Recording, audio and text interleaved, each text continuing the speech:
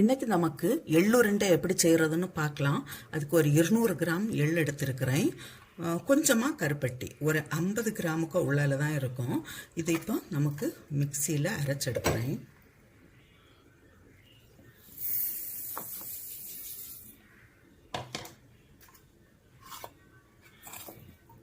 தண்ணி எதுவுமே விடக்கூடாது. இதை இப்போ அரைச்செடுத்துட்டு வரேன்.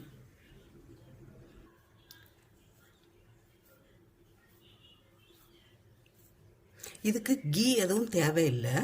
இதை நல்லா நம்ம வெயிலில் உணர வச்சிட்டோம்னா நம்ம இதை வறுக்க வேண்டிய அவசியமும் இல்லை.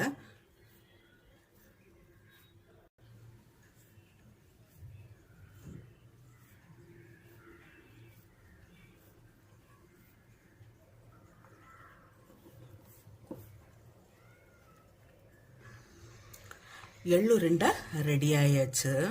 இது ரொம்ப ஆரோக்கியமானது. நான் இது இப்போ ஒன்று ஓப்பன் பண்ணி காட்டுறேன். ரொம்ப சாஃப்டாக இருக்குது. இதே போல் நீங்களும் செய்து பாருங்கள். செய்து பார்த்து உங்களுடைய கருத்துக்களை தெரிவிங்க. உங்களுக்கு இந்த சமையல் பிடிச்சிருக்குன்னா சப்ஸ்கிரைப் பண்ணுங்கள். உங்களுடைய ஃப்ரெண்ட்ஸுக்கெல்லாம் ஷேர் பண்ணுங்கள்.